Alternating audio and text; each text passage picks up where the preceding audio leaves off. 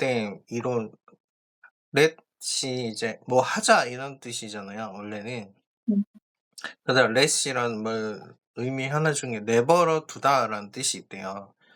그래서 let them 그것을 내버려 둬라. 뭐 let it be라는 것도 내버려 둬라라는 뜻이니까 다 let it go도 똑같죠. 나를 내버려 둬라 이런 뜻이거든요.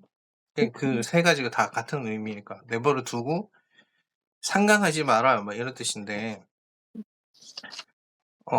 이 사람이 두 가지 그러니까 인제 이 책을 쓴 과정에 대해서 좀 이렇게 서론이 좀 길게 적혀 있고 그 쭉 적혀 있는데 지금 저희가 인제 시작하는 데는 9 페이지부터 볼 거예요.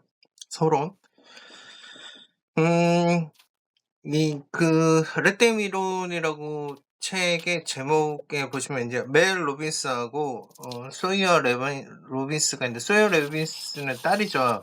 딸하고 이거 음. 모녀가 이제 이걸 책을 썼나 봐요. 썼고요. 그다음에 이제 40 살이 되던 해에 보시면 이제 9 페이지에 보시면 어 그 "인생이 실패한 느낌을 받았다." 그죠. 80만 달러 빚을 지고 있었고 실직 상태. 남편이 운영하던 식당도 무너져 가는 상태다. 그러니까 자기도 남편도 둘 다 이제 망한 거죠. 그런 상태에서 시작한 거예요. 그런 상태에서 이 사람이 이제 그 불안하고 두려움을 해결하기 위한 이 사람의 주요 행동은 회피였다는 거죠. 그래서 회피하는 상태에 있었고 어 여기 보시면 스누즈 버튼을 눌러가면 잠자리 일어나기를 회피했다. 이 시계에 이제 그 알람이 울리면 그걸 또 끄고 그러면서 음. 했기 때문에 이 사람은 사실 불안과 두려움만 있었던 게 아니라 우울 상태였던 것 같아요. 뭐 해 봤자 소용이 없는 것처럼 이렇게 된 상태에서 10 페이지에 가시면 음 여기 보시면 식탁에 올릴 음식을 마련하기에도 힘든 상태에서 저마다 직장과 인생의 승승장구한 다른 사람들은 다 잘 되고 있는 것 같은데 본인들은 망한 것 같다라는 거죠. 근데 이 사람이 재능이 있었죠. 어떤 능력 재능이라보단 재원이 있었잖아요. 그게 뭐죠? 재원이 뭘까요? 이 사람의 재원이. 강의? 아니요. 10 페이지에 보시면 이 사람이 세 번째 줄에 얘기하거든요. 이 사람은 여러 일을 해 봤다는 거예요. 이게 재원인 음. 거죠, 이 사람이. 그래서 음. 뉴욕시 법률구조협회에서 국선 이거 변호사였다니까요. 변호사였다가 일했고 그다음에 스타트업에서도 일했고 광고 대행사에도 일했고 이렇게 했는데 이 사람은 지금 눈앞에 40 살 눈앞에 빚이 80만 달러에 망한 상태에서 뭘 해야 될지도 모르는 상태에 빠져 있었던 거죠. 아무리 애를 써도 우리가 빠진 구멍에서 탈출하기는 어려울 것 같아. 딱 요때 느끼게 되는 우리의 그 심리 상태가 뭘까요? 좌절? 좌절, 불안. 불안. 스트레스. 네. 그리고 또 한 가지가 있어요. 뭘까요? 이거 가지고 낙담. 한국의 어떤 분이 아예 책을 쓰셨던데. 문제는 낙심. 무기력이다라고 해 가지고 무기력해지는 음. 거야. 아무 소용이 없다라고. 뭘 해 봤자 음. 그러니까 우울하고는 좀 다른 관점인데 뭘 해 봤자 소용없는 상태가 그러니까 우울한 상태가 되는 우울보다는 무기력해져서 아무것도 하기 싫은 상태가 돼 버린 거죠. 분명히 이 사람은 다 해 봤잖아요. 작은 공방도 열고 라이브 코치도 됐다가 라디오 쇼도 진행했고 다 했는데 네 길을 잃어버린 상태에서 네 무기력한 상태에 빠진 거죠. 네. 무엇을 그 밑에 보시면 "그런데" 하는데 11 페이지 "그런데" 하는 제일 밑에 챕터에 보면 꼼짝도 하지 못하고 답답한 상황일 때 아이러니한 점은 재밌어요. "사실 내가 무엇을 해야 하는지 정확히 알고 있었다는 것이다." 와 뭐예요? 대단하다. 그러니까 뭔가를 해야 하는지 아는 상태인 인데 이거는 어떻게 음 알죠? 알죠. 일어나서 청소하고 산책 가고 애들 할 일 다 음. 안다는 거죠. 여기 보시면. 아 오늘 음. 하루 뭐 어떤 일을 해야 되는지를 안다고요? 그러니까 두렵지 않은 자리에서 일어나서 쌓여있는 청구서 해결하고 아이들 등교 준비시키고 집 밖에 나가 산책하고 친구들한테 연락해서 도움 청하고 얘 선생님 꼭 이렇게 오. 해야 되는 건 아는데 하기 싫었다는 거예요. 무기력해서. 그러니까 그러니까 이 사람은 그러니까 우울하고 두려움만 있었던 게 아니라 회피라는 회피라는 전략을 쓰고 있지만 사실은 우울했던 것 같아요. 무기력한 상태니까 침대 밖은 위험해가 되는 거죠. 그 상태에서 이제 11페이지 가시면 절망에서 나를 일으킨 오차의 법칙. 과연 이렇게 될까? 저도 좀 그렇긴 한데. 이거 해 보긴 했어요. 일본어도. 되든가요? 최면 비슷했어요, 느낌이. 5초 만에 일어나서 뭘 하자 이렇게 5, 아 4, 그러니까 3, 2, 1. 나한테 거는 거죠, 최면을. 나는 근데 그 전에 뭐냐면 이 5 초를 세면서 내가 움직일 수 있어가 나한테 와야 돼요. 맞죠. 맞아요. 그게 없는 사람은 이게 안 돼요. 그냥 그래서 5, 내가 4, 3, 안 2, 될 1. 때 안 될 때와 될 때의 차이점은 뭘까? 내가 또 고민을 했잖아요. 해 침대에서 벌떡 보셨구나. 이 사람이 일어났다고 해서 음. 5, 4, 3, 2 5, 4, 3, 2, 1 하면 '내가 움직일 거야.'라고 내 무의식에 최면을 걸어 놓은 사람은 움직일 거고 음. 나를 신뢰하는 그 힘이 적은 사람은 그래도 안 돼가 있으면 아무리 5 초해도 안 될 것 같아요. 네. 그러니까 이 사람의 뭐 절망에서 나를 일으킨 5 초의 법칙이라고 하지만 사실은 이 사람은 이미 이 사람은 라이프 코치였기 때문에 직업이 라이프 코치를 했었잖아요. 삶을 어 코치하고 있었어요. 야. 라이프 코치를 해 그 봤기 때문에 이 그러면은 사람은 방법이란 방법은 솔직히 이 사람 많은 것을 알고 있었을 거잖아요. 그쵸. 코칭이니까. 알고 있는 어 상태였던 거죠. 근데 그걸 그렇죠. 본인한테 적용해 보지 않았고 이제 해본 거죠. 선생님이 얘기했던 체면을 걸었던 거죠. 그랬던 것 같아요. 음. 저는 이거는 아닌데 알람 맞춰 놓을 때 그런 생각 많이 하거든요. 알람을 그러니까 오늘 아까 인제 상담하다가 그 친구는 알람을 몇 분당 하나씩 맞추니 15 분에 하나씩 맞춘대요. 그래서 5번 올렸대요. 그러니까 4번 끄고 5 번에 일어났다는 말을 하길래 "그럼 너는 1 시간 뒤에 했겠네." 이렇게 얘기했거든요. 근데 저는 알람을 어떻게 맞추냐면 5시 만약에 5 시에 깨야 된다 그러면 5 시, 5시 1 분, 5시 2 분, 5시 3분 이렇게 하거든요.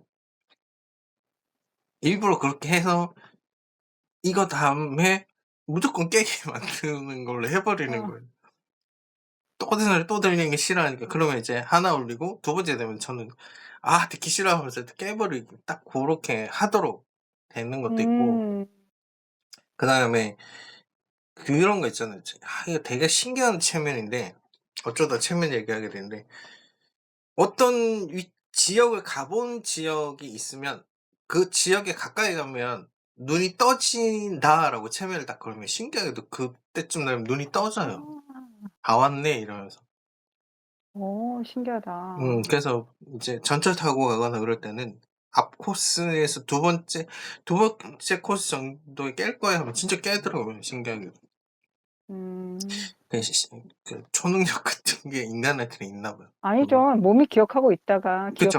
해라고 나한테 명령을 내려놨으니까 네. 내 의식은 다른 걸 하고 있었어도 무의식적으로 인제 몸에서 익숙한 부분에 인제 버튼을 맞아요. 눌러주는 거죠. 신체가 그때쯤 되고 몇 번 전철에서 몇 번 이렇게 돌고 이걸 기억하는 것 같아요. 그때쯤 그렇죠. 딱 깨게. 기억하죠. 그러니까 이 사람도 5, 4, 3, 2, 1이라는 거는 자기한테 적용을 해본 것 같아요. 그냥 단순하게 되는 게 아니라. 그러니까요. 그래서 음. 그리고 또 더 중요한 건 그다음 사람들의 반응 이게 또 저는 아 이게 이제 네. 비슷한 사람끼리 모이는구나. 그런 것도 있고 또 한 가지는 이게 가능했던 이유는 미국이라서 가능했던 것 같아요. 한국은 이 정도로 안 될 것 같아요. 5 초의 법칙 음. 가지고 유튜브나 이런 거 해 가지고 이렇게 인기가 있어진 리가 없을 것 같거든요. 그렇지 않아요? 네. 중국이나 그쵸. 미국이었기 때문에 가능했던 것 같아요. 그리고 거기 수많은 인구가 똑같은 상태에 있었기 때문에 선생님 말대로 비슷한 인간들이 워낙에 모인 거죠. 많으니까. 그렇죠. 예.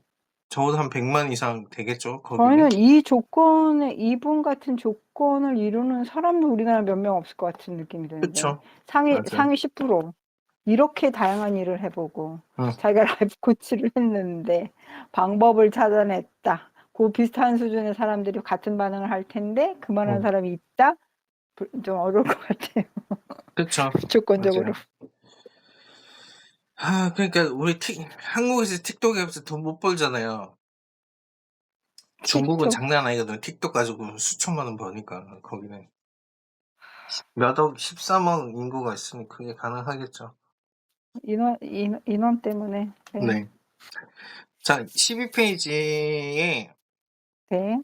중간 부분에 제가 세 번째 챕터에 보면 이렇게 돼 있거든요. "이 방법이 효과가 있는 이유는 이렇다."라고 돼 있어요. 숫자를 거꾸로 세려면 집중력이 필요하고 자동으로 생각하던 습관에서 벗어나기 때문에 앞으로 나아가 나 어 나아 아니 낫기는 자극을 준다라고 하는 건데 이게 뭐냐면요. 지능 검사 중에 거꾸로 세기가 있어요, 숫자에서. 음. 그래서 그러니까 9 개까지 이제 하는 게 있거든요. 이게 이제 사실은 지능 검사 집중력 검사에서 이걸 적용해요. 숫자를 거꾸로 외워서 하는데 물론 이거는 너무 간단하죠. 5, 4, 3, 2 이거는 사실은 집중력하고 상관없어요. 그냥 뭐 한국 사람은 다 하게 돼 있어요. 하도 5, 6 4, 가지 3, 2 띄워라 뭐 이렇게 엄마 해야지. 3 하나, 둘, 셋 다 해 봤잖아요. 그쵸? 근데 인제 그래서 이것도 문화적인 것이다. 음. 서양 문화라서 가능하지 않았을까. 한국은 이렇게 5, 4, 3이 하나, 둘, 셋, 넷, 다섯 이렇게 하지 누가 5, 4, 3 이렇게 해요. 하나, 둘 음. 그런 것도 좀 있는 것 같고 음 맞아요. 두려움이나 의심, 미루는 습관을 극복하는 데 도움이 된다. 그건 잘 모르겠어요. 네 제가 좀 의문이 좀 들긴 했습니다. 그런 건 잘 모르겠고 이거보다 제일 중요한 건 이거예요. 움직이기 시작하면 계속하기가 훨씬 쉬워진다 이거예요. 왜 그럴까요? 음. 여기에 엄청난 물리학 법칙이 들어갑니다. 우리 다 배웠습니다. 뭘까요?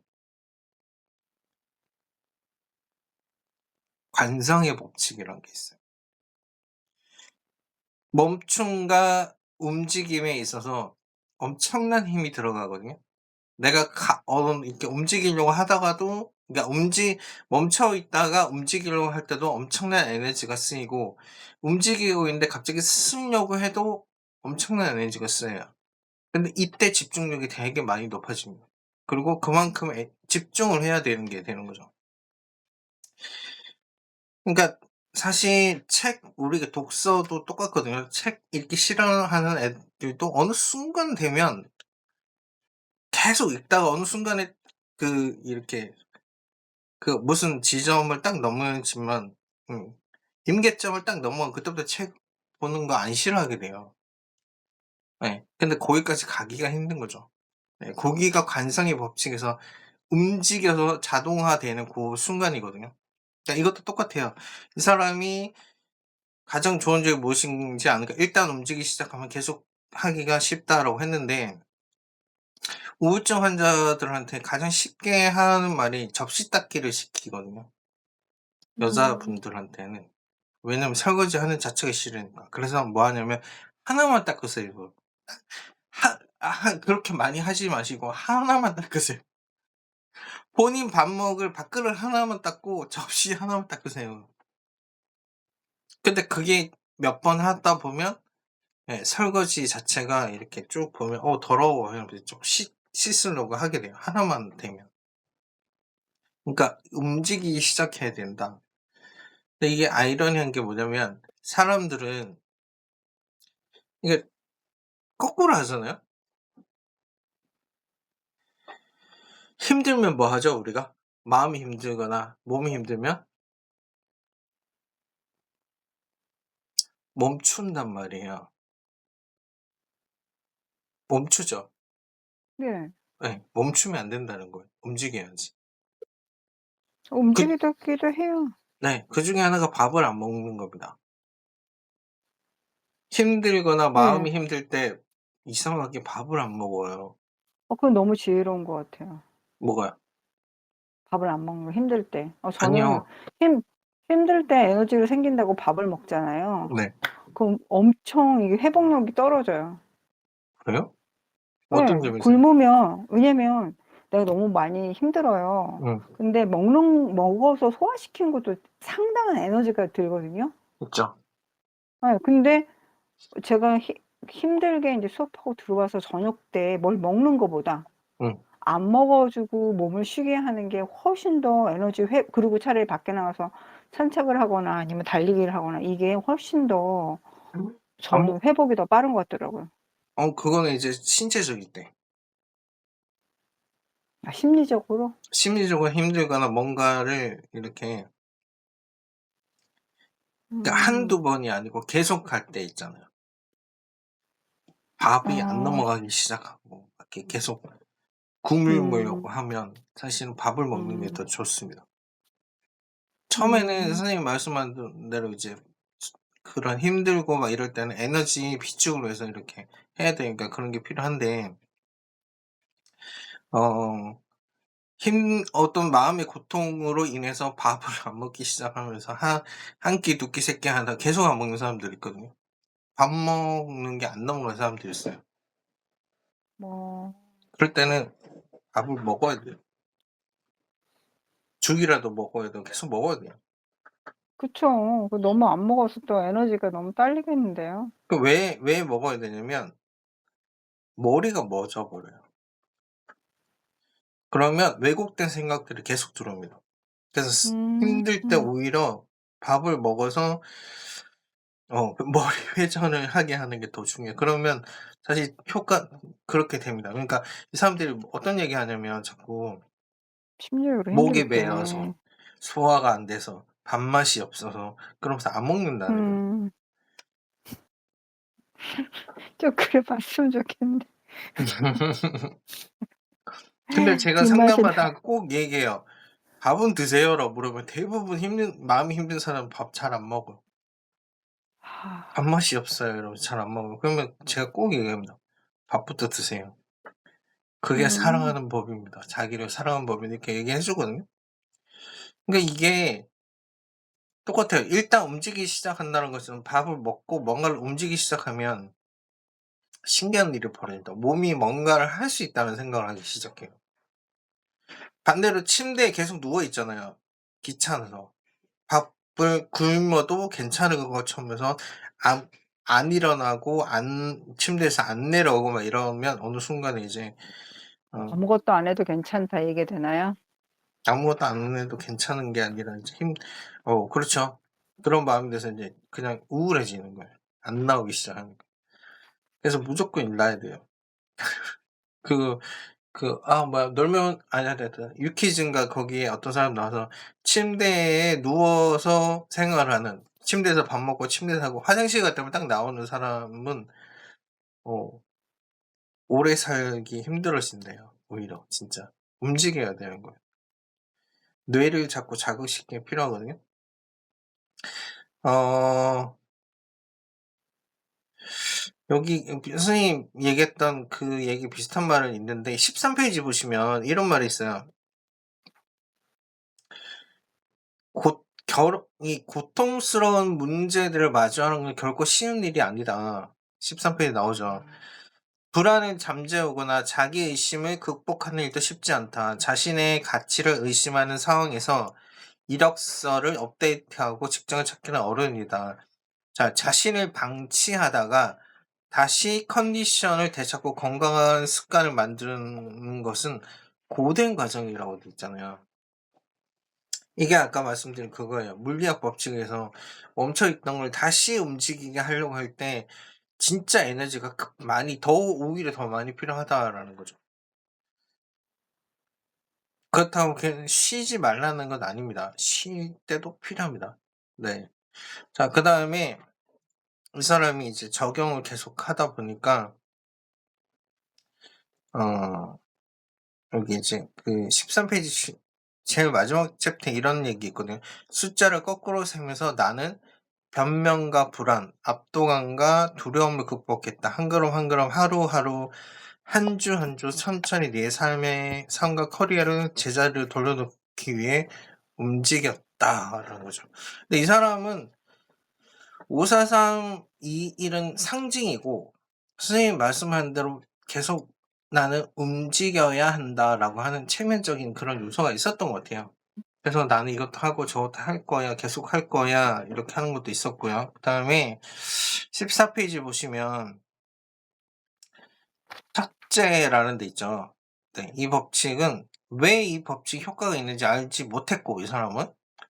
그쵸. 둘째, 내가 다른 사람에게 조언할 처지가 아니라고 생각했기 때문에 처음에는 공유하지 않았던 거죠. 그쵸. 어. 그러니까 이 사람이 공유를 주저했던 이유는 설명이 가능한가, 이 효과성에 대해서 설명이 가능한가, 내가 이걸 알려줄 수 있는가, 아니면 설명이 가능한가라는 거고, 두 번째는 자격이 되는가라는 거예요. 그쵸. 조언할 처지가 아니라고 생각하는 건 나한테 지금 자격이 되는가라는 거잖아요.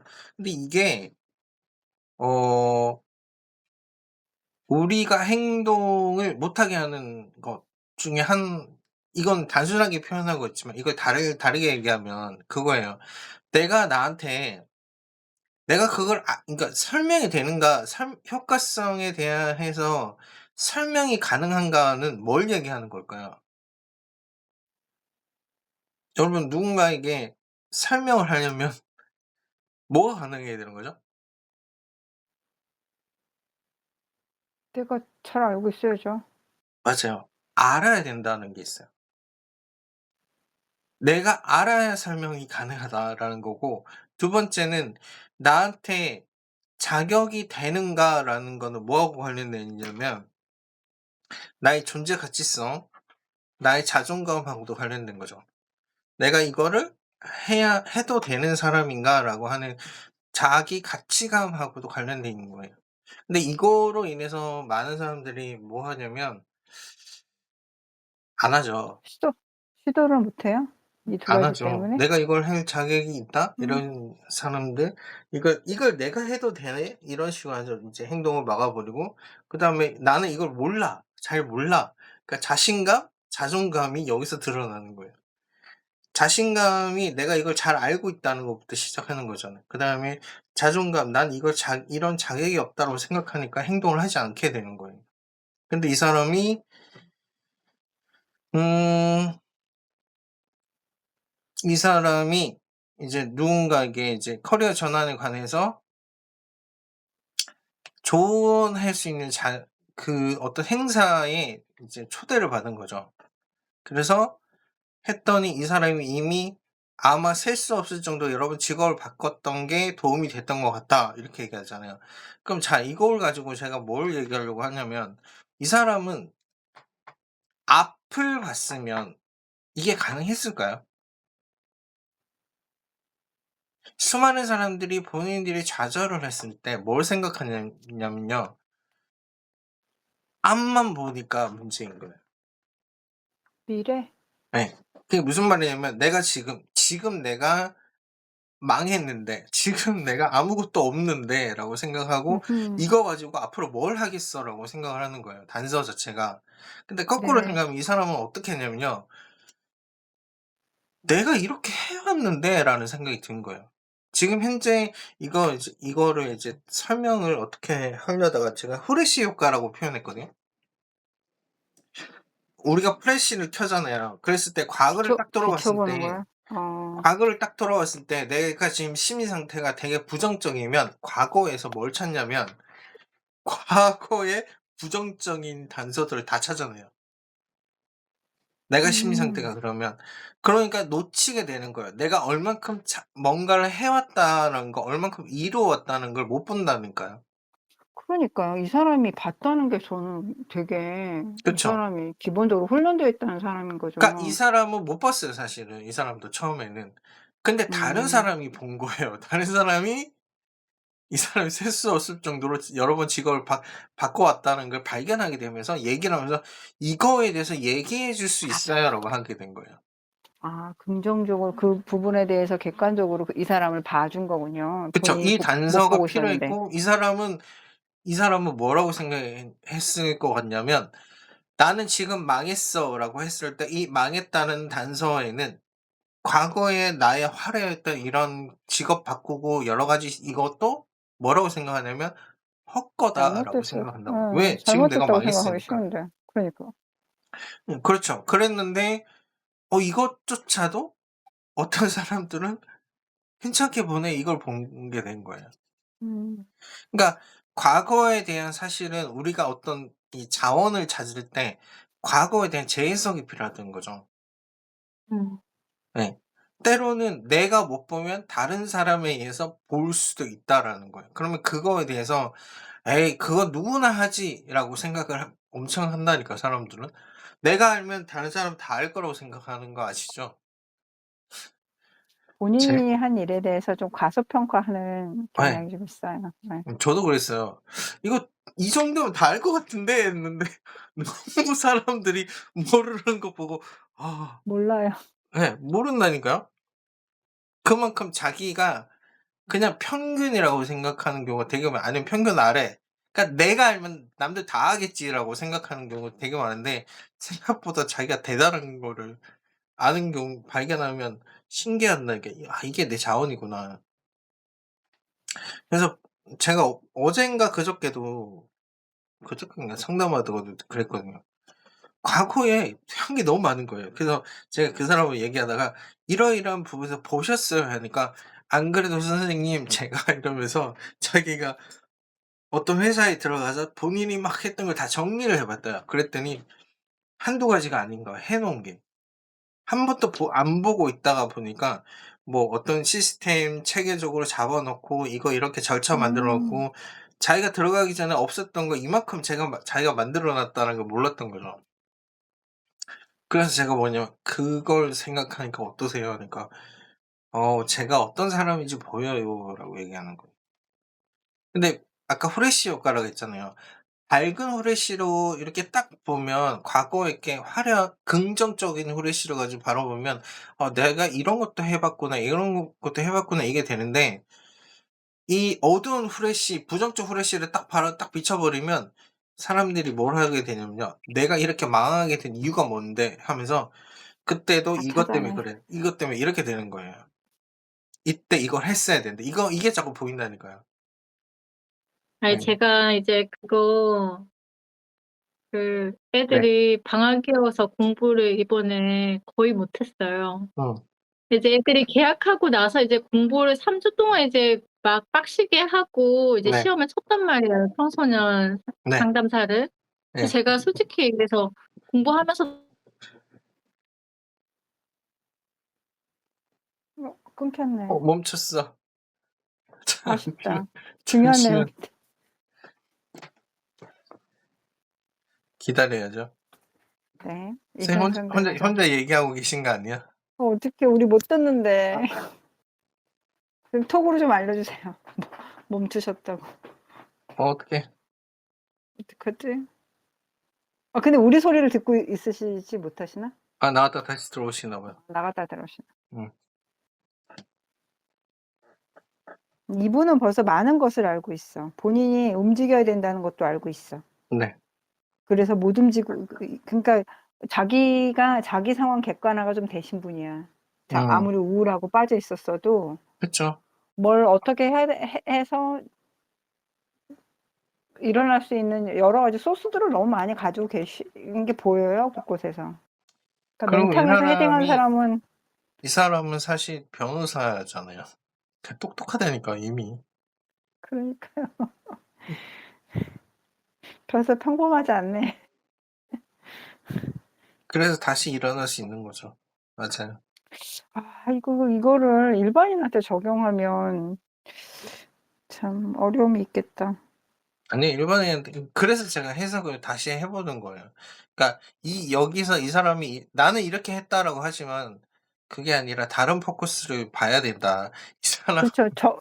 적용할 때는 사람마다 네. 환경과 지금 위치가 다 다르니까요. 그쵸. 그게 필요한 거죠. 맞아요. 왜 안 들어오시지 근데? 코코 나가고 싶어요.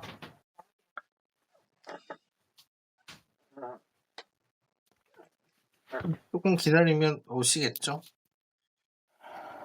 남편 핸드폰이라고 하는데 전화를 어떠실지 모르겠네. 어쨌든 제가 보는 관점에서 이렇게 보다가 선생님과 이렇게 네. 공부해서 볼 때는 음. 진짜 다른 것 같아요. 뭐가요?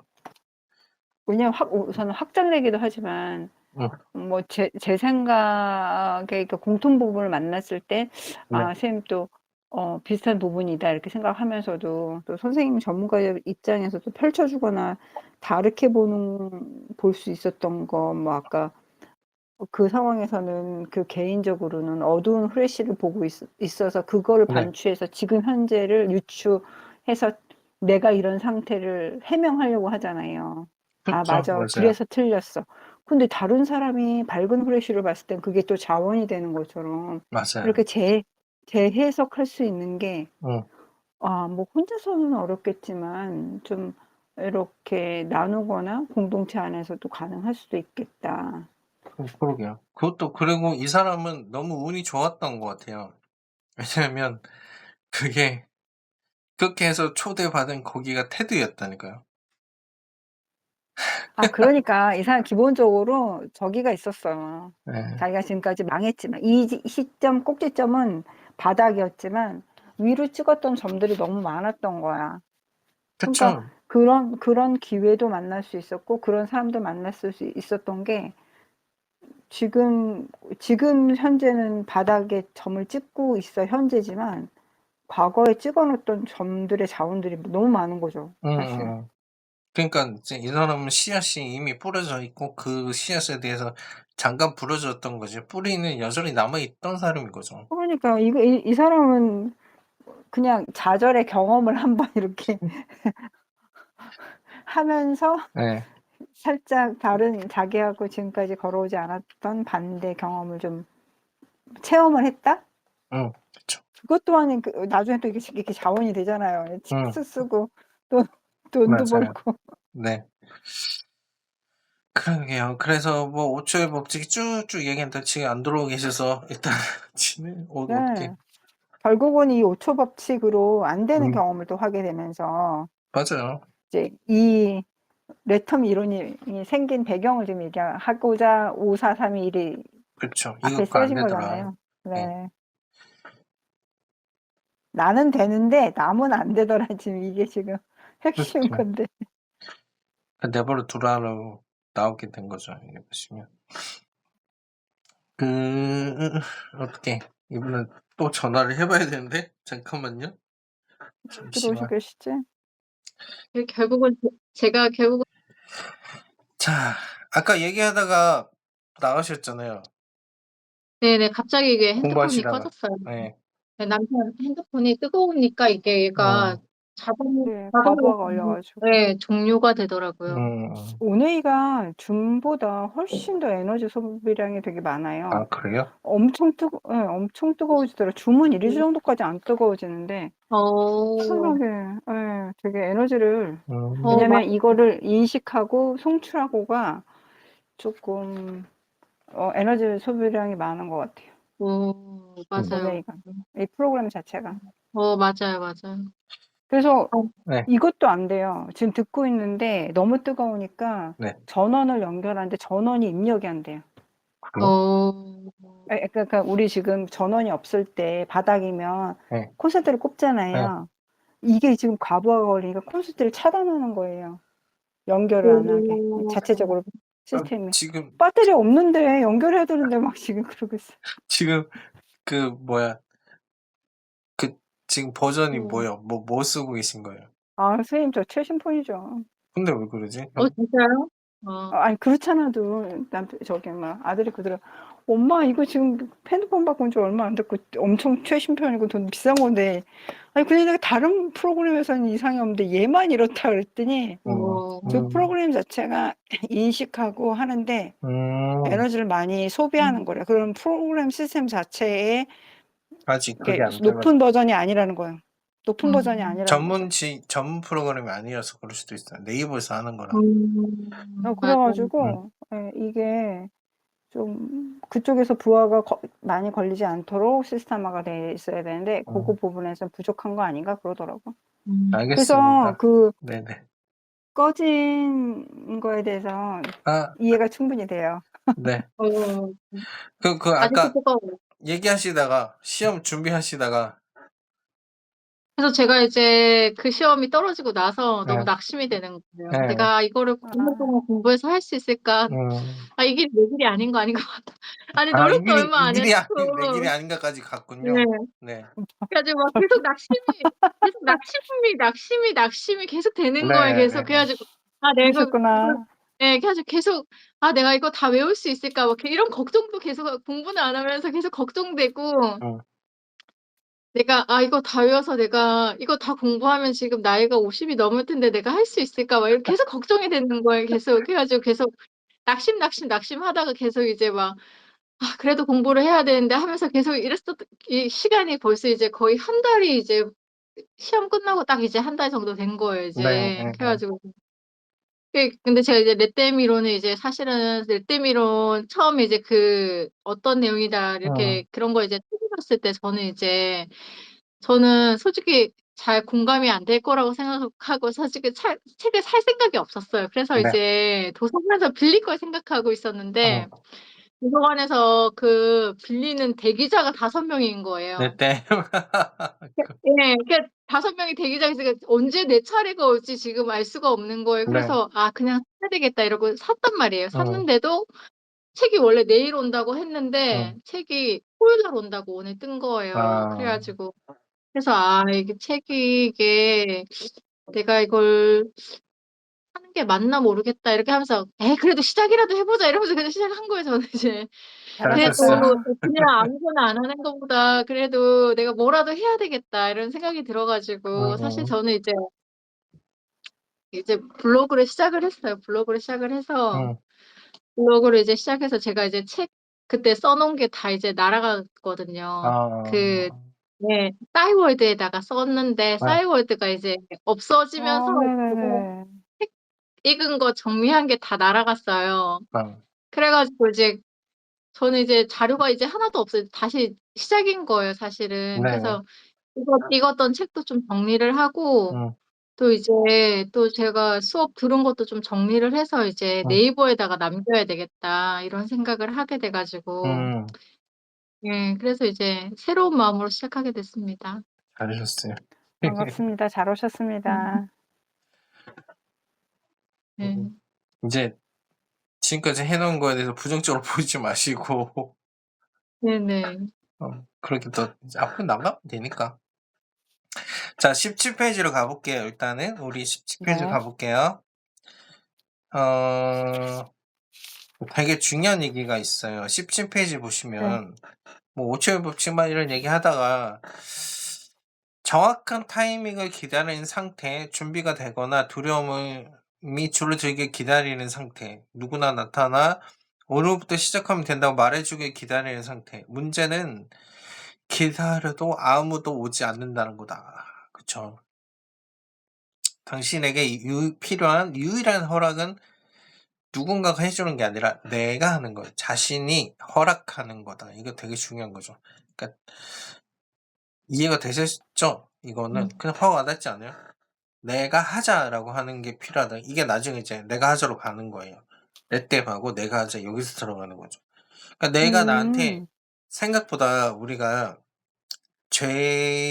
제약을 많이 거는데 이 제약이 자기가 이거 뭐라고 표현 이런 얘기 있잖아요. 부모가 나를 이렇게 키웠어요. 아버지가 이래서 내가 지금 이래요. 엄마가 이래서 이래요. 이런 얘기를 많이 한단 말이야.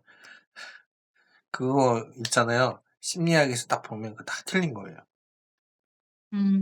여기서 얘기하는 진짜 중요한 게 내가 그거를 허락했다는 거예요. 중요한 얘기는. 이게 무슨 말이냐면 부모가 그렇게 됐을 때 내가 나도 모르게 뭐 무의식적일 수도 있고 의식적일 수도 있는데 부모의 영향을 받기로 허락했다라는 게 되게 중요한 거예요. 내가 그걸 나도 모르게 선택했다는 겁니다. 왜 선택하냐면 선택할 수밖에 없어요. 왜냐면 두렵기 때문에.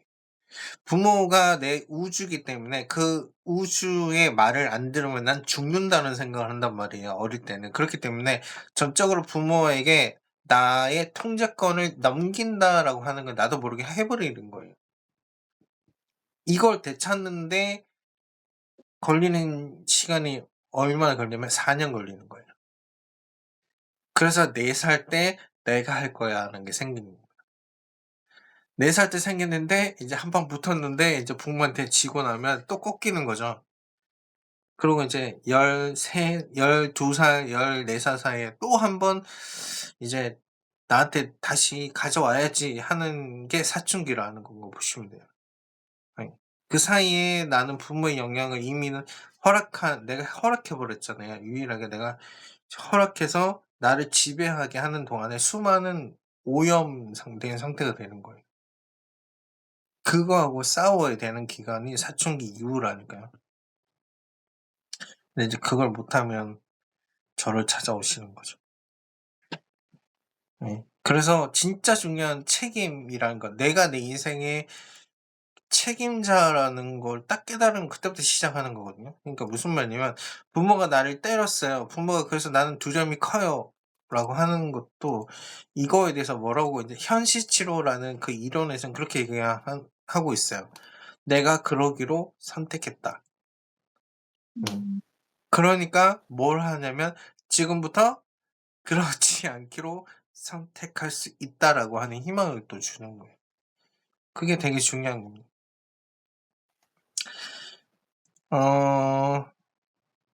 그런 얘기가 있고요. 자, 그 다음에 이제, 물론 이 사람 뭐 테드에 나오고 막 얘기가 돼 있어요. 그 다음에, 이거 되게 중요한 얘기가 또 어디냐면, 그 18페이지 밑에 보시면 5초의 법칙 얘기하고 난 다음에 18페이지 쪽에 보면 밑에 이 사람이 강의를 하면서 3가지 중요한 교훈을 얻었다라고 얘기하죠. 네. 첫 번째가 대부분의 사람은 성공하고 청구서를 처리하고 가족을 꾸리고 사랑하게 되고 더 많이 즐기고 인생에서 잠재력을 최대한 발휘하기 위해 최선을 다하고 있다. 오, 대박입니다. 진짜일까요? 대부분 사람은 성공하고 아니, 진짜 그러니까 잘 보세요. 이 문장은 대부분 사람이 성공한다는 말이 아니라 성공하고 처리하고 가족 꾸리고 이렇게 하기 위해서 최선을 다한다. 그러니까 여기 대부분의 사람은 최선을 다한다라는 거예요. 네.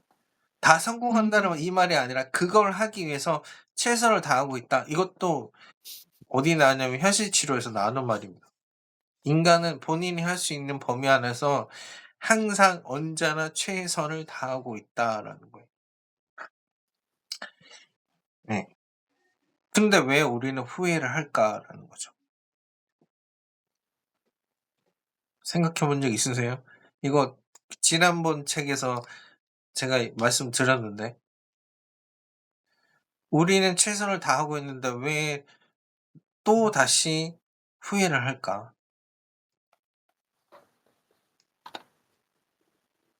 결과를 그, 보면 네, 네, 최선을 다하면 이런 결과가 올 거라고 그림을 그려놓은 거에 응. 부합되지 않으면 사람들이 그 최선에 대한 과정에 대해서 부정하더라고요. 그럴 수 있죠. 자기가 생각했던 대로 안 되면 난 최선을 안 한 것처럼 생각하는 것. 네, 응. 근데 최선을 해도 내가 원하는 결과가 안 나올 수도 있잖아요. 네. 못 미칠 수도 있는 거고. 그쵸.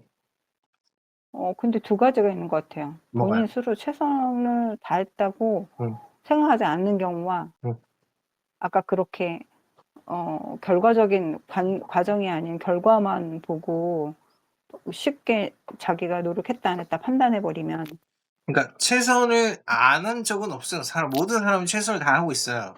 근데 왜 그런 결과가 안 나올까? 그러고 다시 후회할까? 이게 중요하잖아요. 그게 왜 그러냐면요. 이겁니다.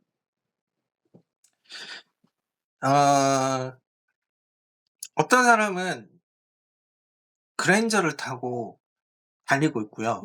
어떤 사람은 소나타를 타고 달리고 있고요. 어떤 사람은 이제 포니2를 타고 달리고 있는 겁니다. 그 상황에서 최선을 다하고 있기 때문에 그런 거예요. 최선을 다하고 있지 않은 게 아니라 최선을 다하고 있는데 본인들이 쓰고 있는 도구 자체는 최상이 아니라는 거예요. 자, 내가 최선을 다하려면 그만한 뭘 가져야 되냐면 지식과 힘이 있어야죠. 정보와 이해력과 이런 걸 다 가져야 된단 말이에요. 그래서 그렇죠. 착각하는 게 있어요. 최선을 다하면 무조건 그 결과가 일어나야 되는 거 아니야? 이렇게 생각한단 말이에요. 그쵸? 그게 틀렸다니까요. 진짜 착각이죠. 네. 그래서 문제인 음. 거예요. 열심히 했는데 왜 나는 안 될까가 아니라 나는 열심히 하긴 했는데 효과적인 방법으로 열심히 하지 않았구나를 깨닫는 게 되게 중요한 거예요. 최선을 다했다니까요. 그 사람의 할 수 있는 범위 안에서 최선을 다했지만 근데 왜 그러니까 시간이 지나서 다시 과거를 돌아보면서 후회하냐면 여기서 놓치면 안 되는 게 뭐냐면 나는 시간이 지나서 이제 과거에서 바라봤을 때 미래에 있나 그 사람은 지금 현재에서 다시 과거를 보는 거잖아요. 현재에 네. 있는 나는 과거를 바라봤을 때 과거의 나보다 내가 이미 더 똑똑해졌다는 거예요. 그래서 과거가 내가 부족했다는 걸 알게 되는 겁니다. 만약에 내가 과거에 대해서 후회하지 않는다는 건 뭘 뜻하냐면요. 나는 발전이 없다? 없었다는 겁니다. 그래서 '과거나 지금이나 똑같겠지.'라고 생각하는 상태이다라고 하는 거죠. 음. 그래서 후회하는 거는 나쁜 게 아니에요. 지금이 이미 나는 과거의 방법대로 하면 좋은 효과가 일어나지 않을 거라는 걸 알게 됐다라는 거기 때문에 이미 나는 과거보다 지금 내가 똑똑하다는 거예요. 그러네요.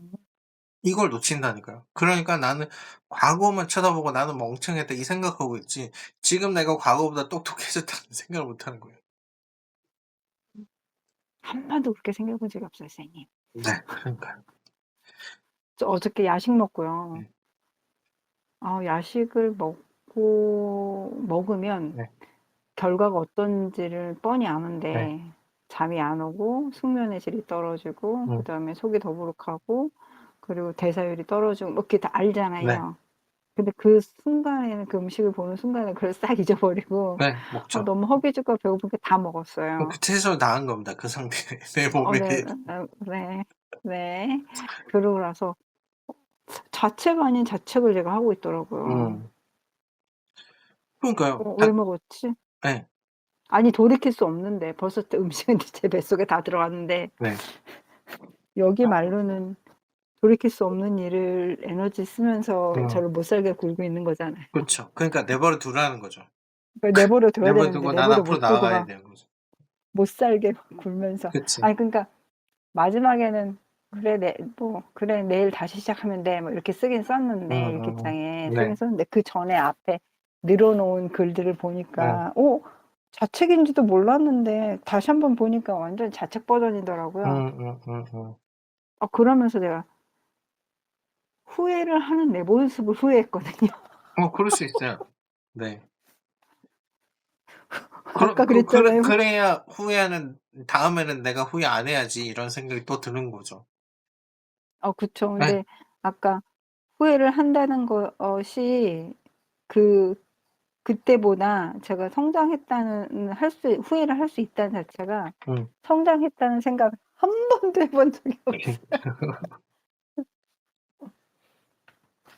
그래서 저도 책 진짜. 후회의 심리학이라는 책을 보다가 와 관점이 다르다. 진짜 관점이 좀 그러니까 후회의 네. 목적이라는 게 있다는 거죠. 후회의 목적은 과거를 탓하기 위한 게 아니라 미래를 준비하기 위한 거다. 오 대박인데? 그러게요. 네. 그래서 그런 관점이 준비하는 거다. 그래서 최선을 다한 게 맞다라는 거죠. 그때는 내가 할 수 있는 범위에서. 그때 귀찮아서 안 한 것도 최선을 다한 겁니다. 왜? 그때 하기 싫었거든요. 그러니까 충실했다는 관점에서 보면 맞죠. 자, 둘째, 나는 내가 놀라운 능력을 갖추고 있다는 말을 여러 번 들었다. 바로 복잡한 개념과 과학적 연구를 누구나 삶을 개선하는 데 사용할 수 있다는 간단하고 실천하는 조언을 바꾸는 능력, 이게 자기한테 있었다는 걸 발견했다는 거죠. 사람한테도 있다라는 거죠. 그렇게 하는 거, 개선하는 데 사용할 수 있다. 뭐를?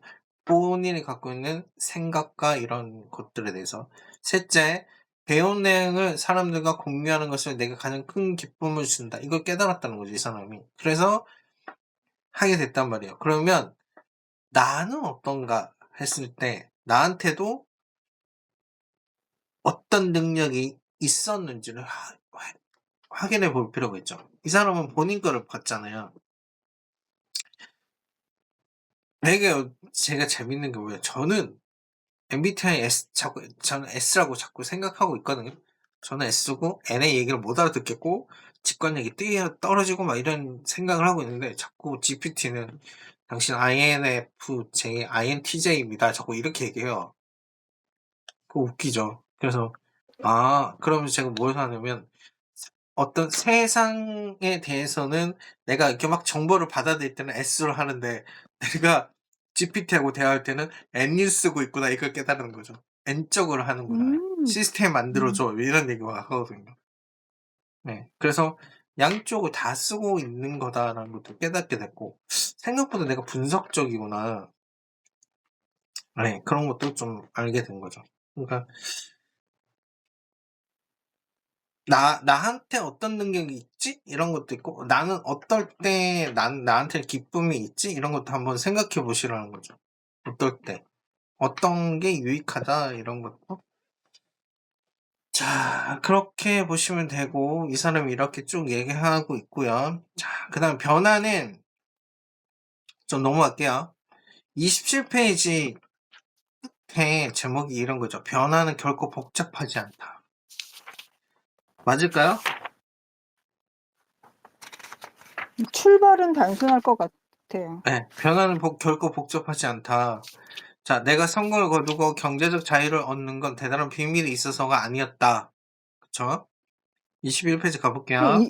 대개는 네. 누구나 하기 싫어하는 일을 기꺼이 했기 때문이다. 매일 아침에 일어나는 기분과 상관없이 계속 천천히 목표를 향해 나아가며 고통스러울 정도로 지난한 과정을 10년 넘게 거친 결과다. 이렇게 얘기하잖아요. 그러니까 성공과 경제적 자유는 어디서 왔다는 거야? 지난한 과정을 거쳤기 때문에 하는 겁니다. 그러니까 여기서 우리가 발견할 수 있는 어떤 법칙이 있죠. 성공하기 위해서 아니면 뭔가를 하기 위해서는 뭘 해야 된다? 노력. 노력을 해야 되는데 어떤 노력을 해야 되는가라는 거야. 남이 안 하는 노력을 해야 돼.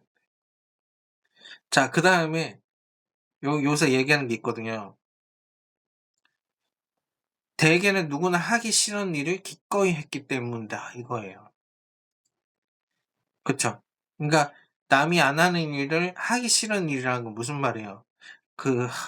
가끔씩 저 이제 상담할 때도 많이 얘기하는데 옥주현이 엄청난 변화를 한 거잖아요. 옥주현이 지금 뮤지컬 가수인데 되게 뚱뚱했고 막 그런데 옥주현이 본인이 이제 운동을 할 때 항상 하는 말이 있대요. 힘든 건 좋은 거야. 네.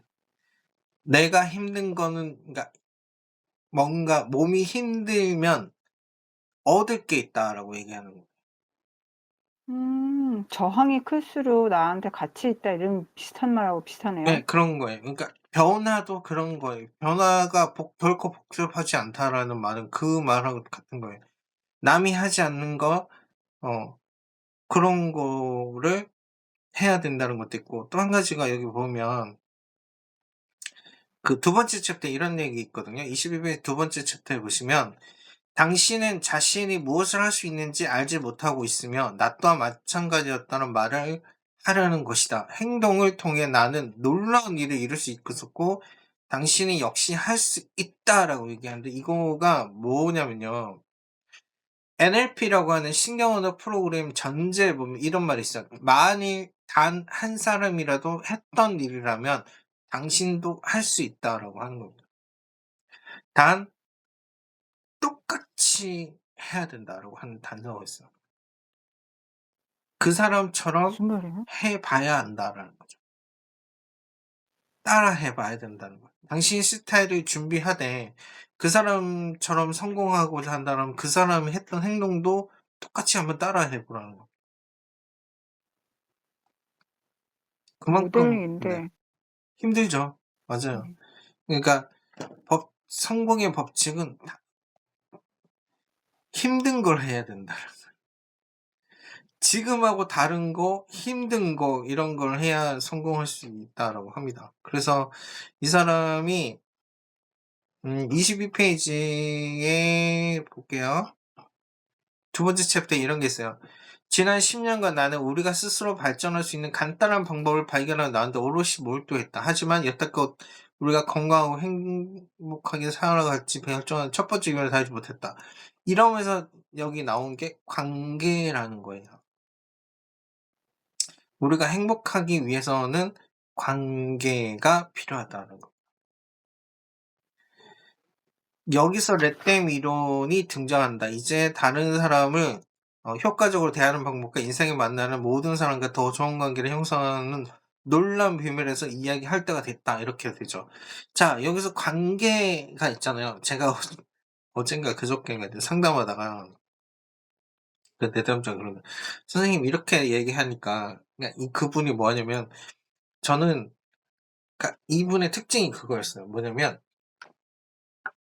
왜 나를 사람들이 귀찮게 하지? 난 나 혼자 있고 싶은데 막 이렇게 얘기하고 사람들이 이렇게 좀 나를 귀찮게 하고 한 번 얘기했으면 못 알아듣는 또 질문을 안 했으면 좋겠어 막 이런 얘기를 했단 말이야. 그러면서 이 사람이 막 얘기하더니 선생님 저는 되게 이기적이고 혼자인 나만 생각하는 사람인 것 같아요. 이렇게 얘기했단 말이야. 제가 왜 웃으세요? 아니, 요즘에 저도 제가 그런데 많이 느끼는 거. 네.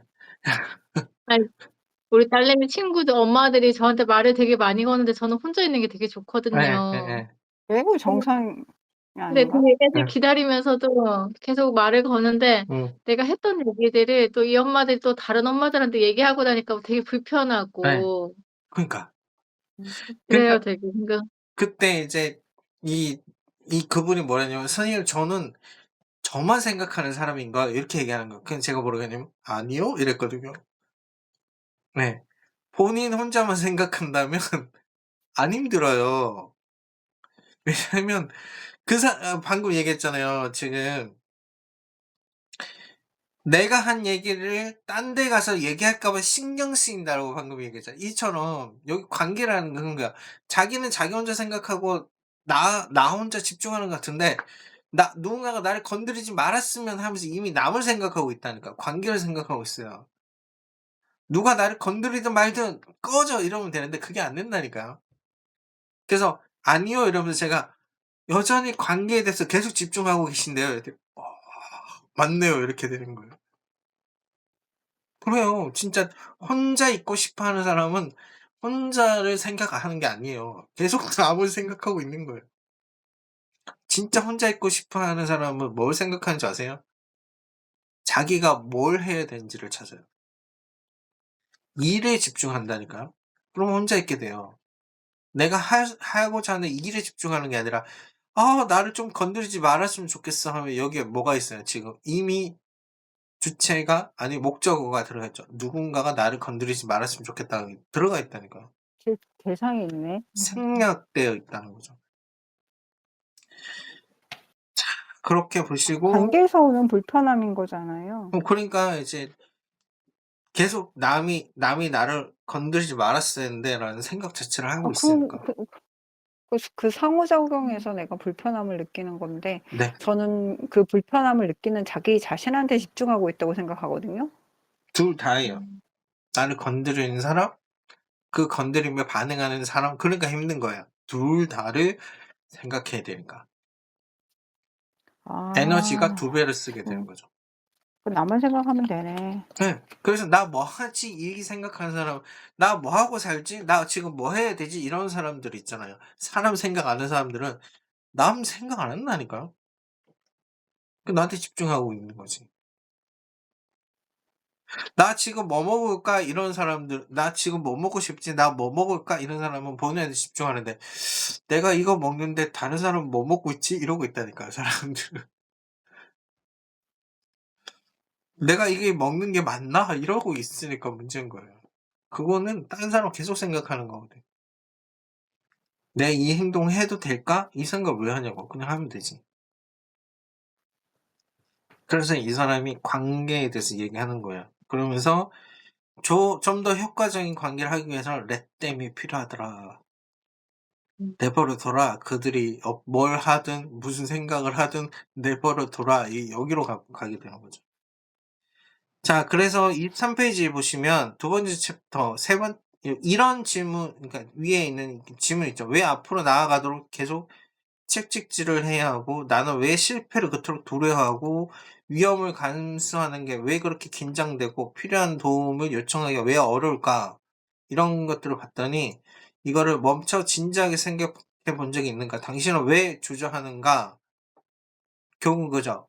무엇이 나를 방해하는가를 생각해 보라는 거예요.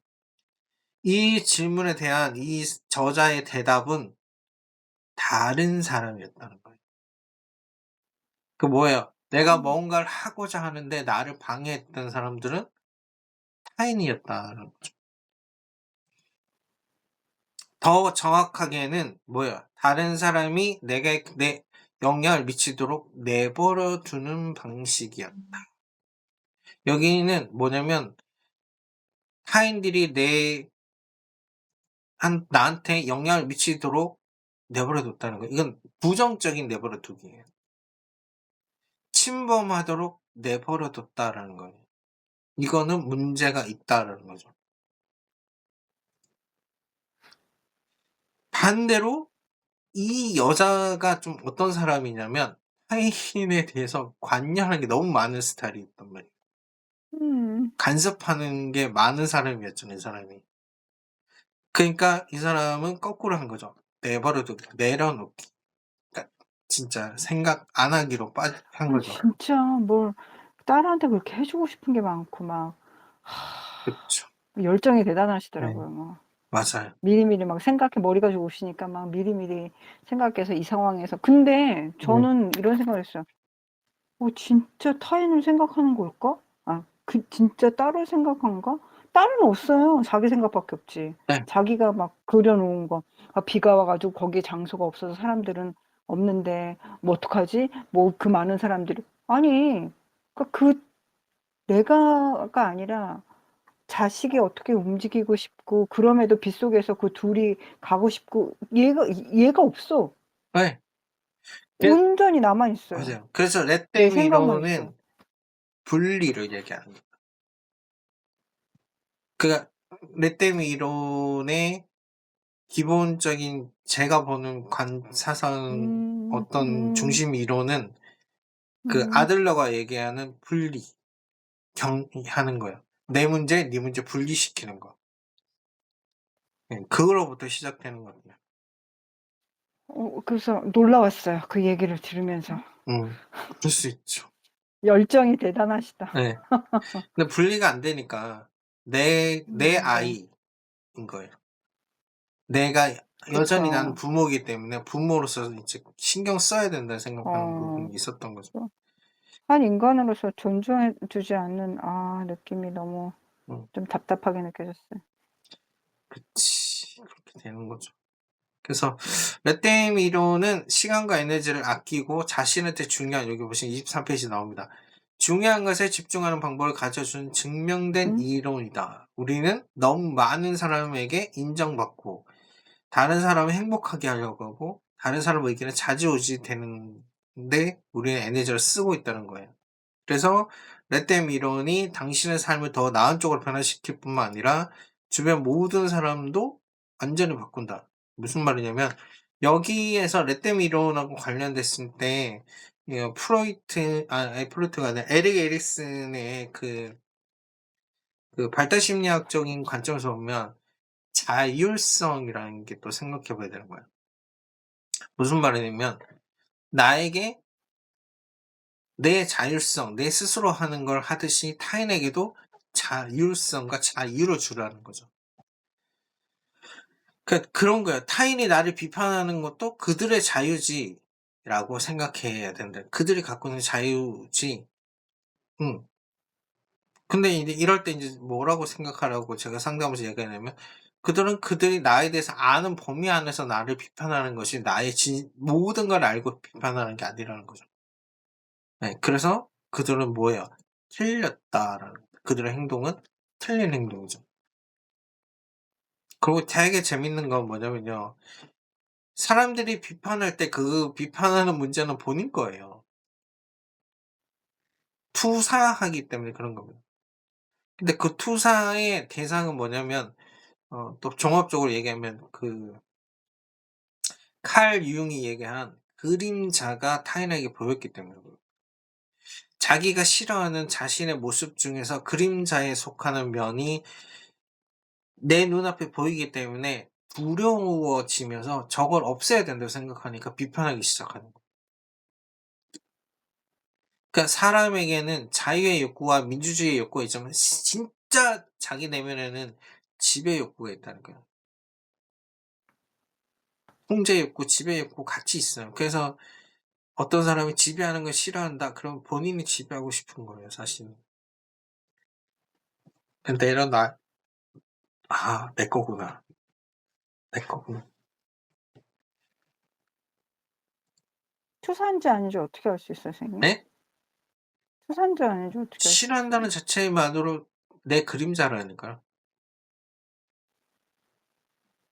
내 그림자가 저 사람한테 이미 투사되었던 거예요.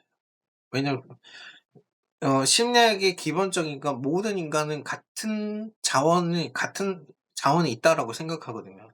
기본적으로는 다 누구나 다 비슷해. 근데 A는 친절한 게 발달돼 있고 B는 이기적인 게 발달돼 있는 거야. 이타와 이기로 많이 비교한다. 한 사람은 이타가 있고 한 사람은 이기가 발달한 거예요.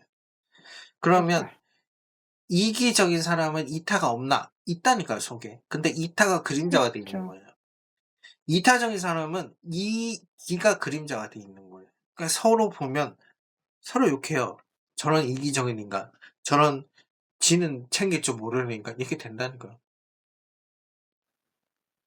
이기적인 사람은 이타적인 사람은 바보 같다는 거 생각한다고. 지 거는 못 챙기면서 왜 저러고 살지? 이런다니까요. 그게 투사예요. 내 그림자를 저 사람한테 이제 보고. 그러니까 투사라는 게 내 걸 던진다는 말도 있지만 저 사람에서 내 걸 발견한다라고도 볼 수 있는 거예요. 그것도 이제 표현할 때는 투사라고 표현하는 거죠. 그래서 아니 제가 예전에 네. 읽었던 책에서 그런 얘기를 했었거든요. 두 소방관이 있었는데 그 소방관 중에서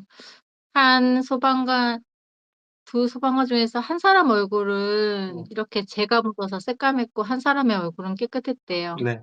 그 둘 중에서 누가 내 얼굴을 씻어야 되겠다고 생각을 했을까 이렇게 나오면서 뭐라고 하냐면 깨끗한 사람이 아니라 깨끗한 사람이 그 더러운 사람의 얼굴을 보고 '나도 저와 같이 더럽구나. 내 얼굴을 씻어야겠다.'라고 생각을 한다. 그것도 투사인가요? 아니 그거 투사죠. 그게 보이니까 나도 네. 그럴 거라고 생각하는 거니까. 네네네. 그러면서 이제 그 더러운 사람은 오히려 자기가 얼굴이 더러우면서도 그 깨끗한 사람의 얼굴을 보고 '나도 저와 같이 얼굴이 깨끗하겠지.'라고 생각을 한다. 네. 그 이런 그 네. 부분이 네. 있더라고요. 아, 정리 씨를 정말 잘하는구나. 그게 맞아요. 그렇게 보이는 거예요. 아, 그게 투사한 그냥 거죠. 투사인 투사에 거죠. 대한 네. 음. 서로 이제 지금 민주당하고 그 당이 서로 싸울 때 보면 내면에는 똑같은 길끼리 싸우고 있는 거예요. 똑같아요. 옆에서 보면 웃기죠. 서로 같은 거 가지고 비판하고 있고 막 그런 거 보면. 자, 이제 1부 들어갑니다. 2시간, 2시간 다 돼가고. 네. 자, 인생을 바꾼 레댐 이론 1장. 문제는 네. 당신이 무의식적으로 다른 사람에게 내주는 힘에 있다. 이거예요. 이해되십니까? 삶을 바꾸거나 목표를 이루거나 행복하게 살고 싶어서 공고분투하고 있다면 이 말을 해주고 싶다. 문제는 당신에게 있지 않다. 어디에 있다고요? 당신이 하는 행동에 있다는 겁니다. 다른 사람에게 자꾸 자신을 지배하도록 내어준다라는 거예요. 아까 최면 얘기했잖아요. 본인이 엄청난 많은 최면을 하는데 누군가가 나에게 피해를 줬을 때 우리가 자꾸 최면 거는 게 뭐냐면 저 인간이 망해야 돼. 나한테 피해를 줬으니. 그쵸? 맞죠? 천벌 받아야 되잖아요? 근데 천벌을 안 내려. 그럼 뭐라고 생각해요? 신이 없다. 신은 없고, 저렇게 잘 사는, 나한테 피해를 준 저 인간이 저렇게 잘 사는 거 보면 신도 없고 세상은 불공평하고 막 이렇게 생각하는 거예요. 그러면서 저 인간이 망하지 않는 이상 나는 행복하지 않을까라는 그렇게 해버린다니까요. 그렇게 체면 걸어요. 근데 저 사람 계속 잘 살잖아. 그럼 본인은 계속 불행해야 되는 거예요. 그것도 분리해야 되는 거예요. 저 사람이 나한테 피해 준 건 피해 준 거고 저 사람이 잘 사는 못 사는 저거는 내 문제 아니다 이렇게 되는 건데 자꾸 뭐 하냐면 세상은 공평해야 된다는 그 착각 속에 그 사람에게 그 사람은 나쁜 아무것도 놈은 안 못 하고 있는데 살아야 그 된다는 게 사람한테 있나 뭐 봐. 하냐면 나를 지배할 힘을 내주는 겁니다. 왜냐면 그 사람이 잘 사느냐 못 사느냐에 따라 내 삶이 바뀌어버리잖아요. 지배당한다니까. 그래서 여기 보시면 외국 사람들은 그런 생각을 잘 안 하는데 원래 동양 사람들이 네. 약간 권선징악에 대한 사고가 좀 강하다고 이야기를 많이 하더라고요. 네, 맞아요. 그런 게 있어요. 그래서 마치 뭔가 이 집단의 힘이 있고 한쪽이 잘못하면 뭔가 처벌이 돼야 되고 막 그런 생각이 있죠. 권선징악도 그렇고. 근데 권선징악 안 되면 세상은 이상한 세상이라고 생각해버리고 뭐 그런 것도 있어요. 자기가 죽을 때까지 이제 자기한테 피해 준 사람이 만약에 잘 살면 어떡하려고. 내 행복은 어떡하려고. 그 사람과 나랑 상관이 없다. 이런 거 있잖아요. 바람 피웠을 때 그런 거 있잖아요. 저 인간들은 행복하면 안 돼. 막 이러면서. 그쵸. 근데 그 사람이 행복한 거하고 내가 행복한 거하고 상관이 없는데 자꾸 연관시키는 거예요. 그러면서 힘을 그 사람들에게 줘버리는 거죠. 내가 그냥 행복하면 되는데 그 사람을 또 자유로워지면 되는 건데. 자, 그렇게 보시면 되고요. 우리가 착각하는 것들, 당신은 옳은 말을 하면 모든 사람이 만족할 거라는 생각을 실수로 저지른다. 당신이 노력하면 배우자가 실망하지 않을까? 실망해요. 타인은 절대로 만족을 내가 시킬 수 없습니다. 그들이 그냥 만족을 자기 멋대로 하는 거지. 내가 아무리 열심히 해도 그 사람의 행복을 그 사람의 만족을 지배할 수는 없다니까요. 그쵸? 내가 나를 통제할 수 있는 건 나밖에 없다라고 얘기하죠. 저기 어디야? 30페이지 보시면 그런 말이 있어요. 다른 사람을 어떻게든 관리하려 노력을 멈추면 당신은 그동안 자신도 모르게 타인에게 내주고 있던 힘을 어떻게 해요? 생각보다 더 크다는 걸 깨닫게 되고 그 힘을 나한테 쓰게 된다. 그러면 음흠. 좋은 거죠. 그래서 나의 시간과 에너지는 소중하니까 어떡하라고요? 렛데 미론에 의하면 내버려둬라. 그들이 어떻게 살든 말든 내가 어떻게 살 것인지에 집중하라는 거예요. 타인에 대한 지나친 집착을 거두면 자신의 삶에 집중할 수 있는 에너지가 생기고 이게 진짜 자신의 삶을 살도록 만들어준다는 거죠. 그러면 내버려 둔다는 건 뭔가 여기 나오죠. 31페이지. 자, 동료의 부정적인 감정이 당신에게 영향을 미치도록 두지 마라. 나한테 이제 직장에서 동료의 기분이 좋지 않은 상황이라도 내버려 둬라는 겁니다. 이게 무슨 말이냐면 그 사람을 위로하지 말라는 얘기가 아니에요. 무슨 말이냐면 분리해라. 그 사람이 투덜대든 뭐야. 그건 저 사람 문제야라고 하는 겁니다. 내가 뭔가 하지 않았다는 거예요. 네. 당신의 일과 감정에 집중해라. 당신이 인생에서 내린 선택에 관한 아버지가 참견하는 바람에 큰 상처를 받았다고 상상해 보라. 많죠, 이럴 때. 그 충격으로 하루를 망치는 대신에 소리내어 내버려 두자라고 말하는 거야. 뭘? 아버지가 나를 비판하도록 내버려 둬라. 그렇다고 해서 당신의 본 모습이나 당신이 이뤄낸 결과 혹은 당신이 행복하기 위해 스스로 결정할 권리가 사라지는 건 아니라는 거죠. 여전히 그건 내가 결정하면 된다는 겁니다. 이게 내버려 두라는 겁니다. 첫 번째가. 그래서 막 이럴 때 있거든요. 제가 상담하다 그런 얘기해요. 아버지는 계속 비판할 겁니다. 네. 어머니는 계속 당신한테 간섭을 하실 거고요. 여전히 그럴 겁니다. 근데 막 그러거든요. 안 했으면 좋겠어요. 엄마가 그래서 그거 엄마가 하지 말라고 해서 안 했다면 진작에 안 했겠죠.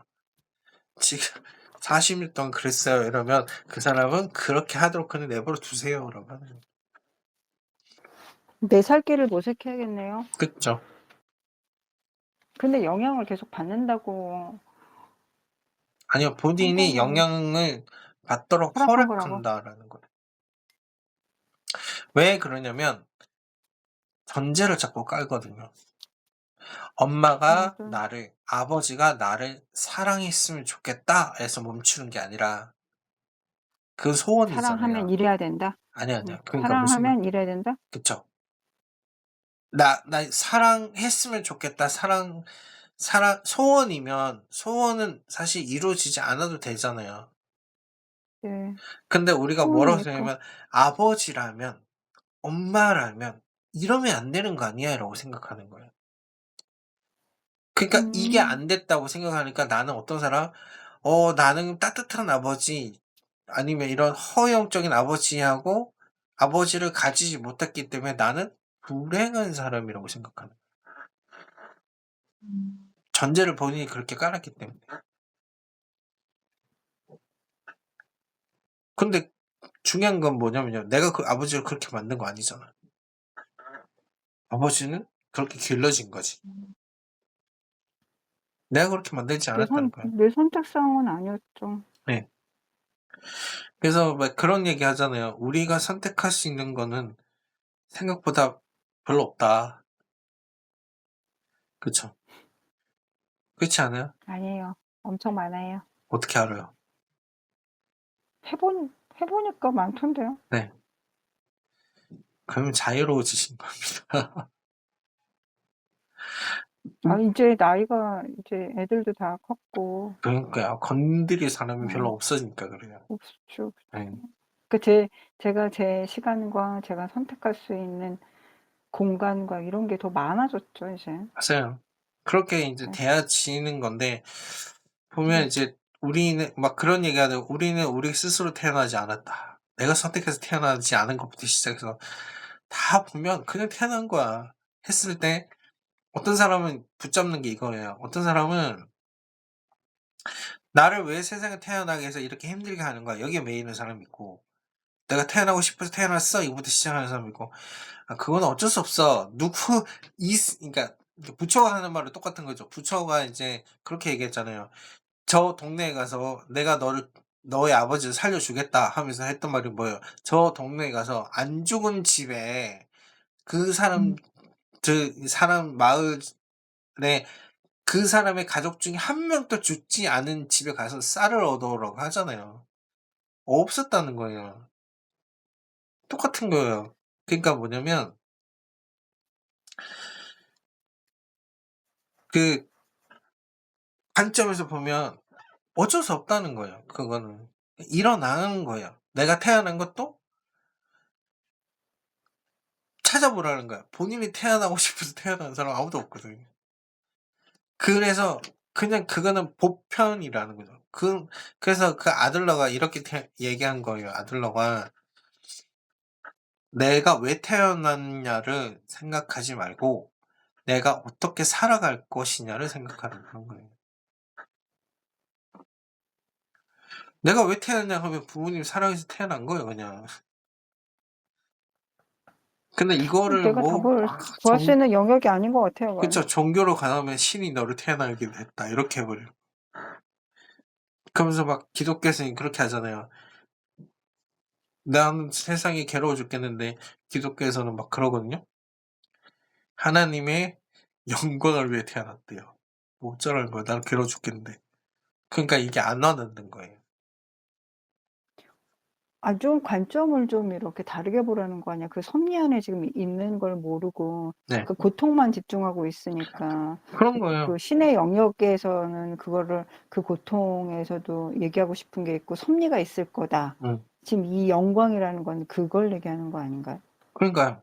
그러니까 그런데 이제 사람에 따라서는 그게 안 보인다니까요. 뭐 그게 근데 나는 괴로워. 그럼 나를 이렇게 안 그렇게 하는 보이죠. 거죠. 신의 영광을 고통에 빠져. 위해서 태어났다면 그 신이 나를 행복하게 만들었어야지.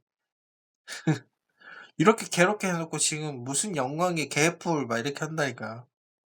맞아요. 돈을 많이 벌게 해주던가, 부자로 만들어 주던가, 막 이런 상황에서 무슨 영광이야. 그러면서 뭐라고 생각하는 사람들이, 신은 되게 이기적이다. 내가 원하지 않았는데 본인의 영광을 위해서 나는 이 세상에 태어나게 만든 다음에 나를 왜 이렇게 힘들게 만들었어? 뻗잖아요. 특히. 우리 아들이 하는 얘긴데요. 그러니까. 그렇게 한다니까. 특히 막 이렇게. 너무 자기적이고 자기중심적 해석이에요, 그건. 아니에요. 어찌 보면 사실이죠. 그러니까 맞잖아요. 제 내 입장에서 관점에서는 그렇다니까. 네. 네가 뭔데 나를 이 세상에 태어나게 만들었으며, 네. 편하겠으면 나한테 행복한 상황을 주든가. 왜 이런 세상에 태어나가지고 나를 이렇게 힘들게 하면서 지 영광 찾겠대. 막 이렇게 되는 거예요. 내 영광을 달라고 나한테 내 행복을 주고. 그렇지 않아요? 그러니까 그렇게 볼 수도 네, 있어요. 신은 이기적이야. 이렇게 해석이 자꾸 되는 거예요. 네. 나중에 받아보면 또 모르겠는데 아무튼 그렇습니다. 아니 그 색연극을 끄고 세상을 계속 보고 있는데 그 영광이 보이나요? 그러니까 이제 아까 쉽지 그랬잖아요. 않고요. 특히 클래식을 이런 계속 경우 있잖아요. 세상을 읽고 있는데 이런 경우 있어요. 그러니까 이게 제가 이제 최근에 이제 왜 안 들리지? 안 들려요? 케어 기브라고 아세요? 들려요. 장애인 부모, 장애인 자식, 장애인 형제, 비장애인들 있죠. 이 사람들이 네. 놓이면 되게 그런 생각을 많이 하게 되는 거예요.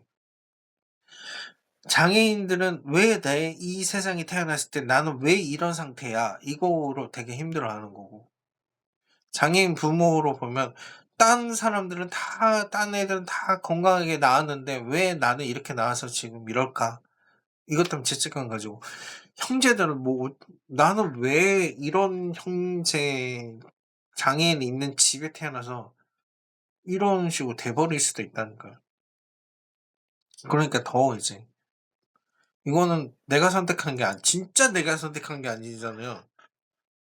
그렇죠. 일반인보다 더하다니까요. 근데 잘 관점이 제 이해가 안 가요. 신이 인간의 고통을 소멸하기 위해서 신이 있는 게 아닌데 잘 그러니까 모르겠어요, 저는.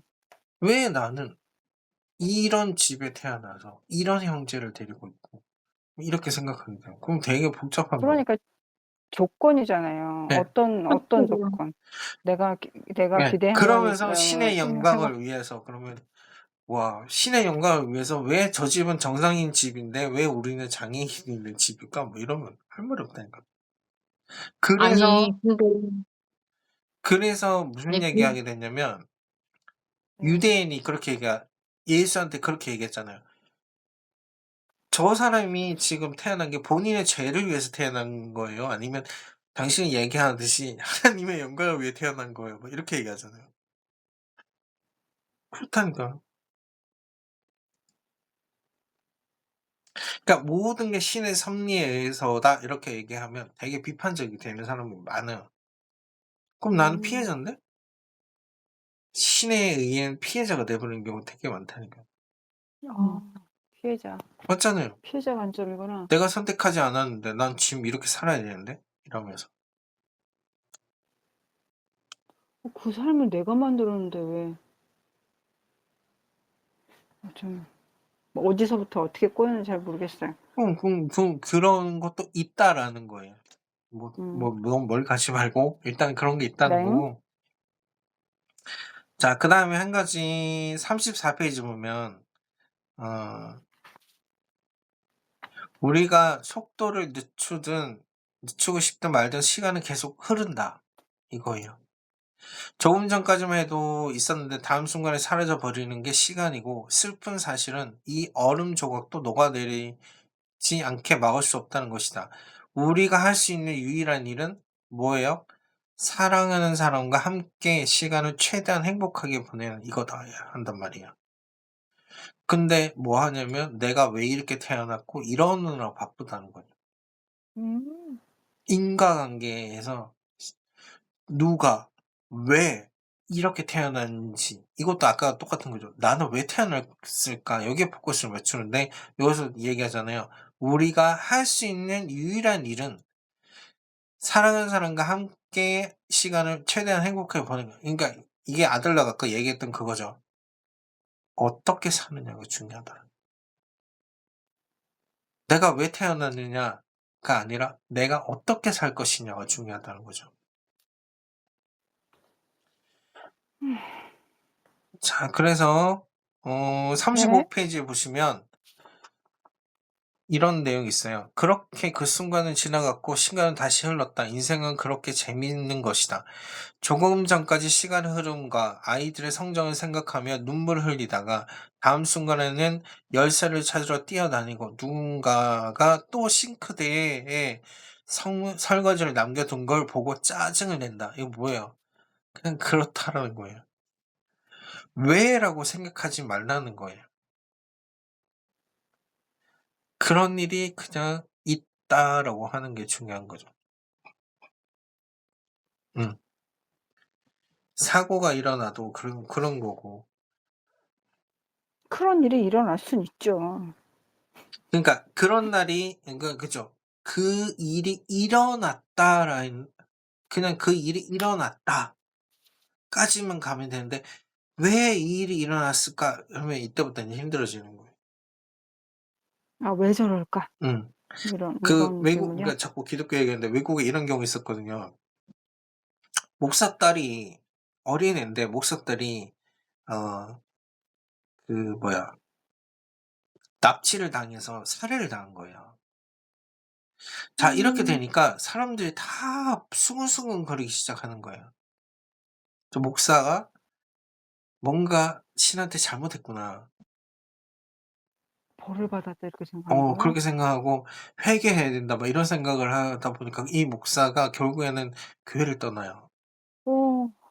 진짜. 그게 사람들이 그러면 왜 저 자기 일이 잘못으로 일어났을까에 포커스를 맞추고 있는 거예요. 그냥 그 일이 일어났는데 자꾸 생각하는 거야. 신의 은총이 있고 신이 보호한다잖아. 그러면 안 일어났어야지. 여기에 포커스를 너무 맞추니까 저건 버리네. 잘못해 가지고 뭐 신의 어떤 의도에 의해서 자기 딸을 죽이기까지 해서 뭔가를 하려고 하는 거거든. 이렇게 해석해 버린 거예요. 그러니까 신은 인간의 삶에 개입하시는 분이 아닌데. 예. 그러니까 그 사람들이 자꾸 회개하라고 얘기했으니 이런 목사가 그 교회를 떠나버렸다는 거예요. 말이 안 되는 어이, 거니까. 말이 안 되죠. 그래서 그냥 그 일이 일어났다라고 생각한 그러니까 왜가 아니라 그냥 일어났다부터 시작해야 되는 거예요. 그다음에 사고지, 사고. 예. 그리고 뭐 해야 되냐면 그럼 나는 뭘 해야 되지 앞으로? 이렇게 가야 되는 거죠. 앞으로 뭘 해야 되나. 저도 이렇게 얘기하지만 일 터지면 저도 똑같이 그럴 거예요. 이게 어쩔 수가 없어요. 인간은 이해되지 않으면 그게 힘들어요. 통제 욕구가 통제하고 싶은 욕구가 있나요? 통제 왜 욕구가 그렇게 왜를 아니고요. 찾죠? 이해하고 싶어 하는 거예요. 아, 이해하고. 뇌 이해하게 되면 어떤, 그러니까 뇌가 이해가 안 되면 멈춰 버려요. 그러면서 계속 버퍼링 돌립니다. 이해될 때까지. 그래서 잠이 안 오는 거예요. 이해가 되고 싶은 욕구. 이해가 이해가 되면 좀 되거나 문제 해결점을 찾으려고 하거나 이거예요. 그러니까 문제가 터지면 그게 방법이 찾아질 해결. 때까지 우리는 잠이 안 오고 이해하려고 하고 계속 그렇게 되는 겁니다. 맞아요. 해결 중심. 그쵸. 그래서 이제 그 최근에 나온 치료 이론들이 수용 전염이라는 거, 뭐 DBT 다 그런 거예요. 뭐냐면 그냥 일어난 거야. 이렇게 시작하는 거예요. 나는 그 생각을 하기 싫은데 왜 이 생각이 떠오르지? 이렇게 할 때 뭐라고요? 아니야, 그냥 일어나는 거야, 이거예요. 그러니까 나는 거를 일어나지 않게 하려고 하지 말고 뭐 어떻게 하라고요? 그냥 바라보라는 거예요. 그 일이 일어나는구나 먼저 바라보고 그다음에 나중에 뭐 하냐면 그 일이 일어난 원인이 아니라 이거 되게 재밌는 거예요. 목적이 뭘까를 생각하라는 거예요. 그 일이 내한테 그러니까 밖의 일이 아니라 내가 그거를 계속 생각하는 이유가 뭘까라고 가보라는 거예요. 네. 이렇게 이제 가는 거죠. 좀 다른 겁니다. 자, 그다음에 이거 프롬 얘기가 있죠. 꽃 얘기 나오고 그 애들한테서 막 이렇게 해 가지고 했는데 딸이 얘기했다잖아요. 39페이지. 피자집은 그러니까 몇 명이야 여기 보면 30명인가 40명 들어간다 그러잖아요. 20명이 들어갈 수. 그쵸. 4명밖에는 못한 테이블에 네. 뭐 10쌍이 지금 가야 된다는 뭐 상황이 그쵸. 아니세요? 20명 가까이 들어가는 그러니까 거기를 어떻게 가? 그러니까 딴 피자집 배달해 주는 피자집을 찾고 막 이랬더니 딸이 딱 그러잖아요. 그냥 걔네들이 그냥 거기 가기 그냥 내버려 둬 하는 걸로 딸하고 약간 다툰 거죠. "적게 내버려 둬요." 이렇게 하고. 그냥 엉망이 되게 내버려 둬 몇 번이나 계속 얘기하잖아요. 그쵸. 그러면서 자극받은 거죠. "내버려 두자."라는 걸로. 이거 가지고 이제 이 사람이 이 책을 쓰고 강연을 하게 된 거죠. 그러니까 신기하게도 이 사람이 "내버려 두자."라는 말을 하면서 제가 15분에 약속이 있어 가지고. 네네. 알겠습니다. 네. 여기까지 할까요 혹시? 42페이지. 마무리를. 네. 42페이지. 오늘은 42페이지까지. 네. 똥배기. 42페이지.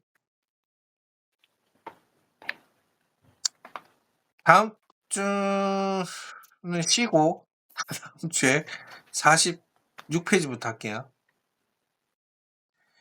네. 뭐 다 사진이에요. 렛댐 사진 이런 거 이게 43, 44, 45 그러니까 46페이지부터 할게요. 네. 어떠셨어요? 46페이지요? 네. 46페이지 통제할 수 있는 건 오직 나 자신 이때부터 할게요. 네. 유익하셨습니까? 그럼요. 즐겁습니다. 아, 이제는 네. 좀 약간 설레이는 마음도 있어요. 아이고, 감사합니다. 예전에는 제가 책을 잘 못 봤었는데 네. 요즘에는 웹이 많아가지고 네. 잘 읽어주거든요. 아하. 아, 그래가지고 제가 조금 책을 집중적으로 읽고, 그 다음에 제가 좀 궁금한 것도 이렇게 정리해보고, 내가 알고 싶은 것도 이렇게 정리해보고, 좀 요렇게 해서 수업을 조금 준비하니까, 네. 준비하고 들으니까 예전하고 조금 다른 것 같아요. 그렇구나. 들리는 게. 네. 그래서,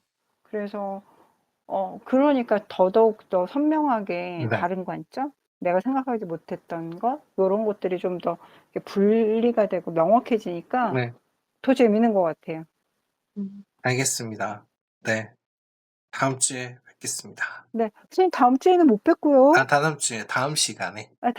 네, 다음 시간에 뵙겠습니다. 알겠습니다. 추석 명절 잘 네. 지내시고요. 다음 주에 네. 뵙겠습니다. 네.